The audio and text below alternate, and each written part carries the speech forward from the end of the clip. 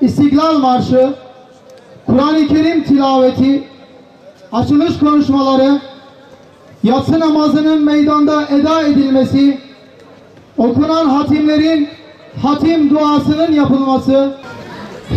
Euzu billahi mineşşeytanirracim. Bismillahirrahmanirrahim. Huvallahüllezî la ilahe illahu alimul gaybi veşşehâde Huvverrahmanurrahim. Helal olsun. Helal olsun bu yiğitleri doğuran eli öpülesi analara. Helal olsun Çanakkale ruhunu yaşatanlara. Helal olsun darbeye darbe yapan korkusuzlara. Helal olsun meydanları dolduran güzel insanlara. Ve helal olsun gövdesini kurşuna siper eden yürekli adamlara. أعوذ بالله من الشيطان الرجيم بسم الله الرحمن الرحيم الحمد لله رب العالمين والصلاة والسلام على رسولنا محمد وعلى آله وصحبه أجمعين قال الله تعالى في كتابه الكريم بسم الله الرحمن الرحيم يا أيها الذين آمنوا اذكروا نعمة الله عليكم إذ هم قوم أن يبسطوا إليكم بأيديهم إذ هم قوم أن يبسطوا إليكم أيديهم فكف أيديهم عنكم واتقوا الله وعلى الله فليتوكل المؤمنون. Sadakallahul azim.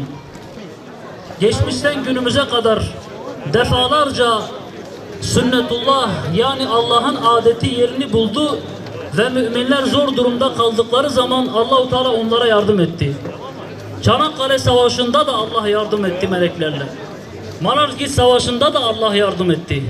Ve daha birçok savaşta ve birçok durumda müminler zayıf düştükleri zaman, müminler köşeye sıkıştıkları zaman Allah-u Teala onlara yardım etti.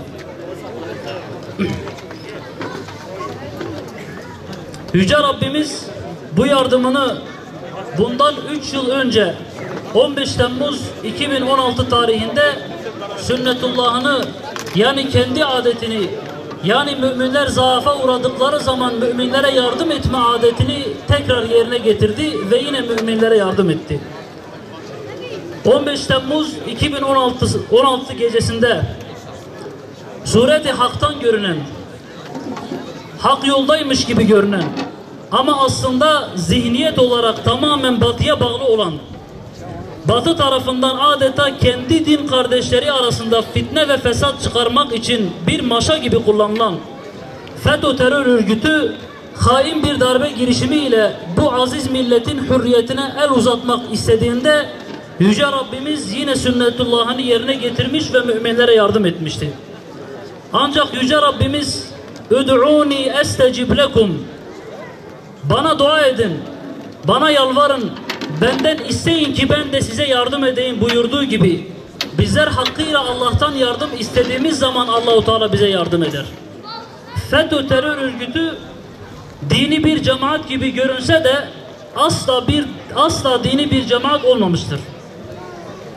FETÖ terör örgütünün tek emeli ve tek isteği adeta ahtapotun kolları gibi memleketi, Türkiye'yi dört bir yandan sarmak ve kendileri nasıl maşa oldularsa bizleri de maşa haline getirmekti. İstekleri buydu.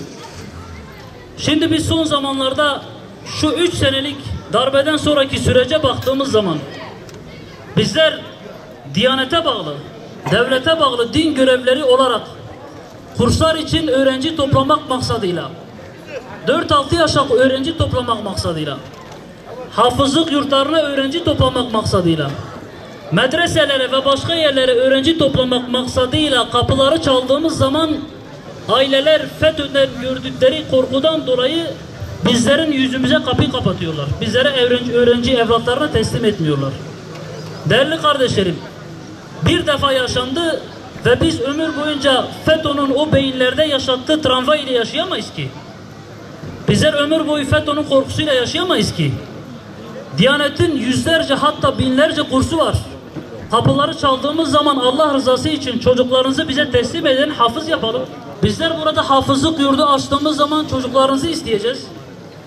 Bizler yetişkinler için bayan Kur'an kursları açtığımızda sizden eşlerinizi, kızlarınızı o kurslara göndermenizi isteyeceğiz. Ama bakıyoruz ki maalesef toplumda FETÖ öyle bir travma yarattı ki, öyle bir zarar verdi ki hiç kimse hiçbir yere çocuğunu göndermek istemiyor. Şunu bilmemiz lazım. Hiç kimse kendi anne babasının kucağında oturarak, kendi anne babasının dizinin dibinde oturarak bir alim veya büyük bir zat, büyük bir bilge, büyük bir adam olmadı. Elbette çocuklarımızı yurtlara, kurslara göndermemiz lazım. Gerek Diyanet olsun, gerekse Allah rızası için çalışan din kardeşlerimiz, güzel kardeşlerimiz var. Bu kimselere evlatlarımızı teslim edebiliriz. Ama şu şekil teslim etmemiz lazım. Nasıl ki bir araba alırken 50 defa düşünüyoruz, 50 kişiye soruyoruz. O kişileri de iyice bir araştırdıktan sonra evlatlarımızı teslim edelim. Çocuklarımızı dini sohbetlerden, dini projelerden, kurslardan, hafızlıklardan, medreselerden uzak tutmayalım. Ellerimizi açtık, senin sonsuz rahmetine sığınıyoruz. Bizleri dergahından boş çevirme Allah'ım.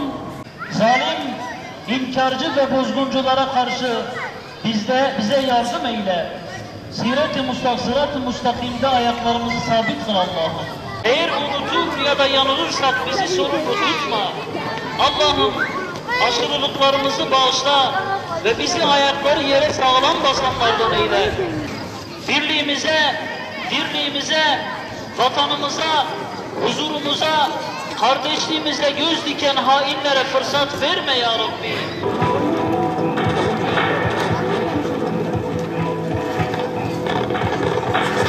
Bu metnin tüm Türkiye Cumhuriyeti kanallarında yayınlanması Türk Silahlı Kuvvetleri'nin bir emri.